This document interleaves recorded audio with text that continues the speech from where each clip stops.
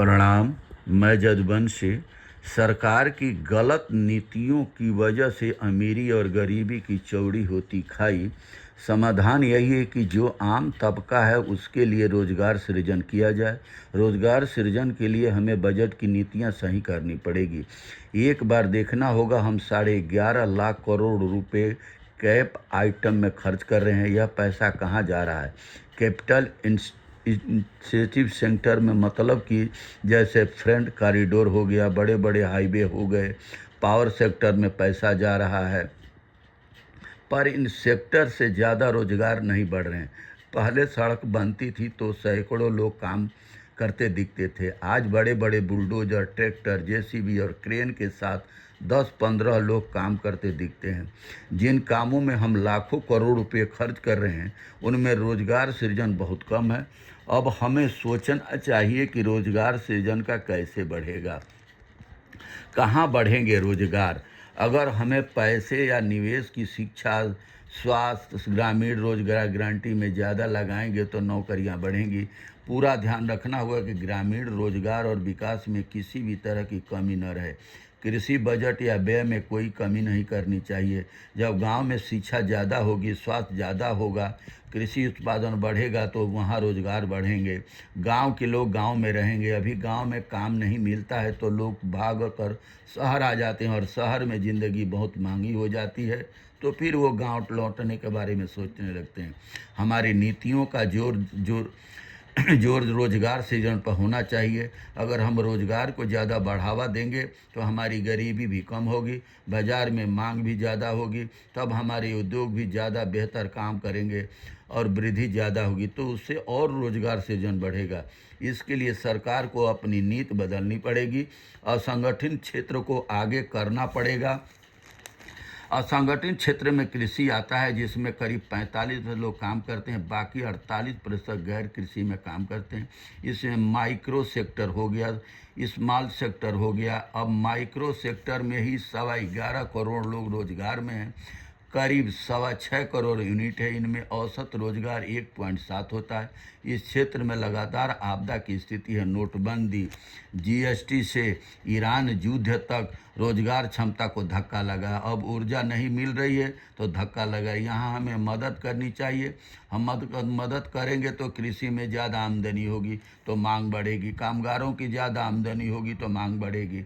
जब मांग बढ़ेगी तो संगठित क्षेत्र और कैपिटल इंटेंसिव सेक्टर भी अच्छा करेगा, क्योंकि ये क्षेत्र भी अभी पर्याप्त निवेश नहीं कर पा रहे हैं क्योंकि मांग कम है। इसलिए हमें अपनी ऐसी नीतियां बनानी चाहिए जिससे मांग बढ़े। अभी हम बराबर बाहरी बाजार पर निर्भर नहीं रह सकते। दुनिया में आज जो स्थिति है उसमें युद्ध वगैरह की वजह से हम निर्यात बाजार पर ज़्यादा निर्भर नहीं रह सकते। हमें अपने खुद के या आंतरिक बाजार पर ज़्यादा निर्भर रहना चाहिए। हमारा अपना बाजार बहुत बड़ा है और उसकी ज़रूरतों को पूरा करने के सारे प्रबंध होने चाहिए। इसके लिए हमें अपनी तमाम ज़रूरी आर्थिक नीतियों को दुरुस्त करना होगा ताकि हम अपनी ज़रूरत के उत्पादन यहीं बना सकें। अब सरकार क्या कर रही है? जल्दबाजी में यूरोपीय संघ से व्यापार समझौता किया गया, न्यूजीलैंड के साथ भी समझौता हुआ। हमने देखा है कि जितने भी हमने व्यापार समझौते किए हैं उनसे आयात ज़्यादा बढ़ा है, निर्यात कम। ऐसा इसलिए हो रहा है क्योंकि हम तकनीक में पिछड़ रहे हैं। तकनीक तरक्की सबसे ज़रूरी है, क्योंकि कैसे बढ़ेगी इसमें। आपदा में अवसर का लाभ उठाने के लिए हमें अब सोचना चाहिए। हम तकनीक में कमज़ोर हैं, इसलिए व्यापार समझौते का हम फ़ायदा नहीं उठा पाते, दूसरे देश फ़ायदा उठा ले जाते हैं। तकनीक के लिए हमें शोध पर ज़्यादा पैसे खर्च करने पड़ेंगे। अभी हम R&D या शोध एवं विकास पर जीडीपी का केवल 0.6% के करीब खर्च करते हैं। चीन और अमेरिका जैसे देश शोध विकास पर 3% तक खर्च करते हैं। चीन की अर्थव्यवस्था हमसे 5 गुना बड़ी है, वह शोध विकास पर हमारे कई गुना ज़्यादा खर्च करता है। यही कारण है कि हम चीन से तो लो टेक्नोलॉजी से बने सामान लेते हैं और हाई टेक्नोलॉजी आइटम भी लेते हैं। मूर्ति, पतंग का माझा, पिचकारी, ये सब चीन से आते हैं और हाई टेक्नोलॉजी आइटम जैसे दवाई, इलेक्ट्रॉनिक उपकरण भी आते हैं। यह देखने की बात है कि चीन के साथ व्यापार में लगभग 102 अरब डॉलर का घाटा है। मतलब अपनी तकनीक के अभाव में हम 102 अरब डॉलर की मदद चीन को पहुंचा रहे हैं। हमारा जो उद्योग वर्ग है वह शोध विकास पर खर्च ही नहीं करना चाहता है। सरकार को इस ओर ज़्यादा ध्यान देना होगा। आधुनिक दौर में विकास के लिए तकनीक की बड़ी ज़रूरत है। सावधान तकनीक में अगर हम पिछड़े तो हाथ आए अवसरों को भी लाभ नहीं उठा पाएंगे। यहाँ हमारी जितनी भी उद्योगपति और जो कंपनियां हैं विदेशी जो हैं, ये शोध पर खर्च बहुत कम करती हैं। भारत का शोध एवं विकास पर खर्च तुलना में कम है। ये वह अपनी जीडीपी का 1% भी शोध पर नहीं खर्च करती है।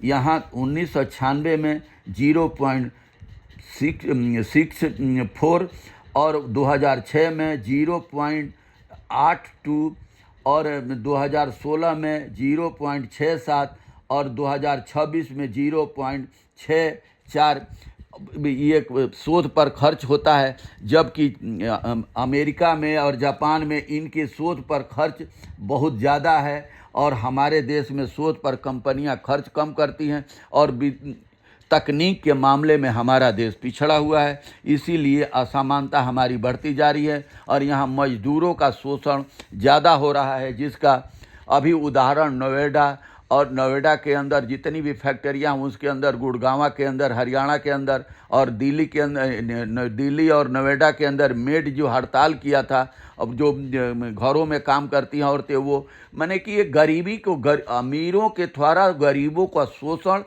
इतना बढ़ गया है कि सिर्फ मुनाफा कमाने के चक्कर में ये नहीं कि सोचते कि भारत सरकार या उद्योगपति कोई भी है, सब शोषण पर लगा हुआ है। इसीलिए अमीरी और गरीबी की खाई बढ़ती चली जा रही है और सिर्फ विदेशी कंपनियों को भारत में लूटने के लिए उनके लिए समझौते किए जा रहे हैं। बहुत बहुत धन्यवाद। नमस्कार, प्रणाम।